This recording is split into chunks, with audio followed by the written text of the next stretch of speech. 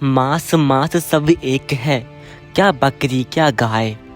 यह जग अंधा हो रहा है, जानबूझकर खाए। कबीर पशु हत्या और मांसाहार के विरोध में सीख देते हुए कहते हैं कि मांस चाहे बकरी का हो या गाय का, मांस तो मांस है। यह जग अंधा होता जा रहा है, सब कुछ मालूम होते हुए भी जीवों की हत्या करता जा रहा है। धार्मिक अंधेपन में पशुवध तो हिंसा ही है, और हिंसक स्वर्ग नहीं जाता, उसके लिए नरक के द्वार ही खुले हैं। मांस खाने वाले पापियों से परमात्मा कोसों दूर है। कबीर कहते हैं, मांस खाते हो, जीव हिंसा करते हो, फिर भक्ति भी करते हो, यह गलत कर रहे हो। परमात्मा के दरबार में गले में फंदा पड़ेगा, यानी दंडित किए जाओगे। अच्छा शाकाहार करो, बासमती चावल पकाओ, उसमें घी तथा मीठा डालकर खाओ और भक्ति करो। बुरे कर्म त्याग दो। जानवरों को मारकर खाना मानव का नहीं, राक्षसों का हार है। रावण 100 मटका शराब और कई बकरों का मांस खाता था, राक्षस कहलाया।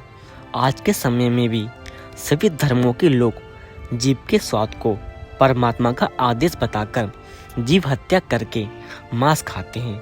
अरे मूर्ख प्राणी, क्या कभी तूने राम और कृष्ण को किसी जानवर या मुर्गी की हड्डी चबाते देखा है?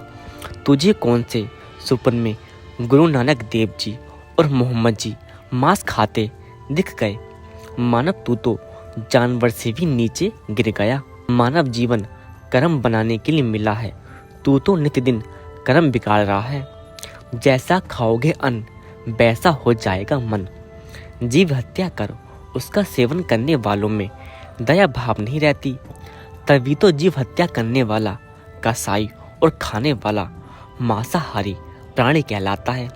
जो व्यक्ति मांस भक्षण करते हैं, समझने से भी नहीं मानते, वह तो महापाप के भागी हैं तथा घोर नरक में गिरेंगे, क्योंकि मांस चाहे गाय, हिरनी तथा मुर्गी आदि किसी प्राणी का है। जो व्यक्ति मांस खाते हैं वह नरक के भागी होते हैं। कबीर जी ने काजी और मुल्ला को जीव हत्या करने से मना किया। कबीर परमात्मा मुसलमान धर्म के मुख्य कार्यकर्ता काजियों तथा मुल्लाओं को पाप से बचाने के लिए समझाया करते थे। कहा करते थे कि काजी व मुल्ला, आप गाय को मारकर पाप के भागी बन रहे हो, आप बकरा मुर्गा मारते हो, यह भी महापाप है। गाय के मारने से परमात्मा खुश नहीं होता, उल्टा नाराज होता है। आपने किसके आदेश से गाय को मारा है? कबीर फरमाते हैं, सुन काजी राजी नहीं, आपे अल्लाह खुदाए, गरीबदास हुक्म से बकरी पछारी गाय। और कहा करते थे, गाँव हमारी मात है, पीपत जिसका दूध, गरीबदास काजी कुटिल, कत्ल किया अजूद। परमेश्वर कबीर जी ने काजी व मुल्लाओं से कहा कि गाँव हमारी माता है, जिसका सब दूध पीते हैं। हे दुष्ट काजी, तूने गाय को काट डाला।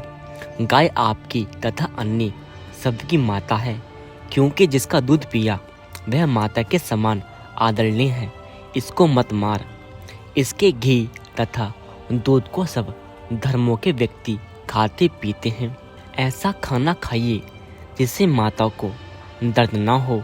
ऐसा पाप करने वाले को परमात्मा के दरबार में जंजीरों से बांधकर यातनाएं दी जाएंगी। परमात्मा कबीर जी ने कहा कि हे काजी तथा मुल्ला, सुनो, आप मुर्गे को मारते हो, यह पाप है। आगे किसी जन्म में मुर्गा तो काजी बनेगा, काजी मुर्गा बनेगा, तब वह मुर्गे वाली आत्मा मारेगी, स्वर्ग नहीं मिलेगा, नरक में जाओगे। काजी कलमा पढ़त है, यानी पशु पक्षी को मारता है, फिर पवित्र पुस्तक कुरान को पढ़ता है। कबीर जी ने दोनों धर्मों को दया भाव रखने को कहा। कबीर परमात्मा ने कहा कि दोनों धर्म दया भाव रखो। मेरा वचन मानो कि सूअर तथा गाय में एक ही बोलनहार है, यानी एक ही जीव है। ना गाय खाओ ना सूअर खाओ। आज कोई पंडित के घर जन्मा है तो अगले जन्म में मुल्ला के घर जन्म ले सकता है। इसलिए आपस में प्रेम से रहो। हिंदू झटके से जीव हिंसा करते हैं, मुसलमान धीरे धीरे जीव मारते हैं, उसे हलाल किया कहते हैं। यह पाप है, दोनों को बुरा हाल होगा। बकरी मुर्गा, गाय गधा, सुअर को खाते हैं, भक्ति की नकल भी करते हैं। ऐसे पाप करने वालों से परमात्मा दूर है, यानी कभी परमात्मा नहीं मिलेगा, नरके भागी हो जाओगे, पाप ना करो। कबीर जी आगे सदना कसाई की कहानी सुनाते हुए समझाते हैं कि सदना एक कसाई का नौकर था। वह प्रतिदिन 2 से 10 तक बकरे, बकरी, गाय भैंसे काटता था, उसी से निर्वाह चल रहा था। एक दिन परमेश्वर एक मुसलमान फकीर जिंदा बाबा के रूप में सदना कसाई को मिले, उसको भक्ति ज्ञान समझाया, जीव हिंसा से होने वाले पाप से परिचित कराया। सर्वज्ञान समझकर सदन कसाई ने दीक्षा लेने की प्रबल इच्छा व्यक्त की। परमेश्वर जिंदा ने कहा कि पहले ही कसाई का कार्य त्याग, तब दीक्षा दूंगा। सदना के सामने निर्वाह की समस्या थी, वह जिंदा बाबा को बताई। जिंदा ने कहा कि आप हिंसा कम कर दो। सदना ने कहा कि बाबा जी, मैं पक्का वादा करता हूँ कि 100 पशुओं से अधिक नहीं काटूंगा, चाहे नौकरी भी क्यों ना त्यागनी पड़े। एक दिन नगर में कई विवाह थे, साथ में नवाब के लड़के का विवाह था।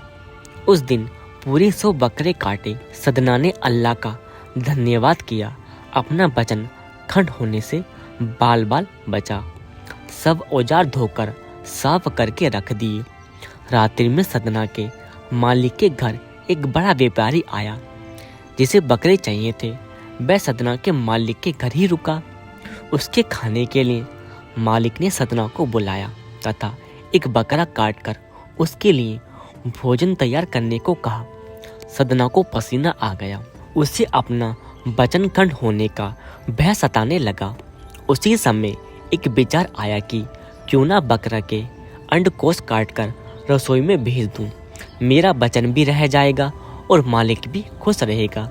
एक बकरा लाकर सदना ने उसके अंडकोश काटने के लिए छुरा उठाया। उसी समय परमात्मा ने बकरे को मनुष्य बुद्धि प्रदान कर दी तथा तब ज्ञान की रोशनी कर दी। बकरे ने कहा कि हे सदन भाई, आप मेरी गर्दन काटो, अंडकोश मत काटो। आप यह नया बैर शुरू ना करो। हे सदना, मैंने कसाई रूप में तेरे कई बार सिर काटे हैं जब तुम बकरे की योनि में थे। आपने भी मेरे बहुत बार सिर काटे हैं जब मैं बकरा और तुम कसाई थे। यदि आप मेरे अंडकोश काटोगे तो मैं सारी रात्रि तड़प तड़प कर रो रो कर मरूंगा। अगले किसी जन्म में जब मैं कसाई बनूंगा, तुम बकरा बनोगे तो अल्लाह के विधान अनुसार मैं तेरे अंडकोश काटूंगा। तुम भी तड़प तड़प कर प्राण त्यागोगे।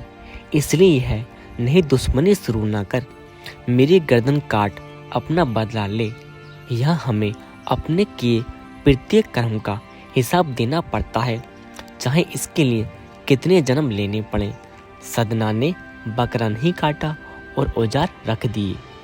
कबीर आगे फरमाते हुए कहते हैं, तिलबर मछली काय के कोटि गौदे दान, काशी करवट ले मरे तो भी नरक निदान।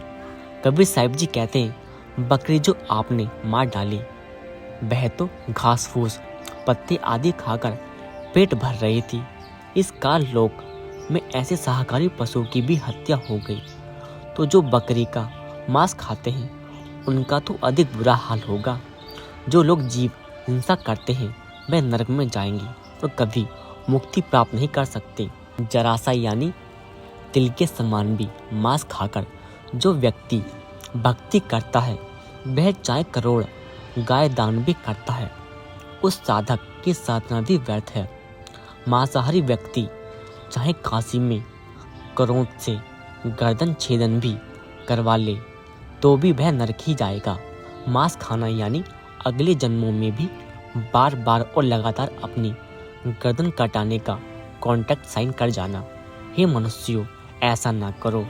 हम अज्ञानी मुल्ला काजियों, पदारियों, पंडितों और ब्राह्मणों के बहकाए हुए हैं, जो परमात्मा के विधान से सदा अपरिचित थे। मानव समाज से प्रार्थना है कि परमात्मा स्वयं पृथ्वी पर उपस्थित है और अपना आदेश स्वयं सत्संगों के माध्यम से बता रहे हैं। आप भी जाने कि परमात्मा द्वारा उपलब्ध हार पृथ्वी पर भरपूर मात्रा में विद्यमान है।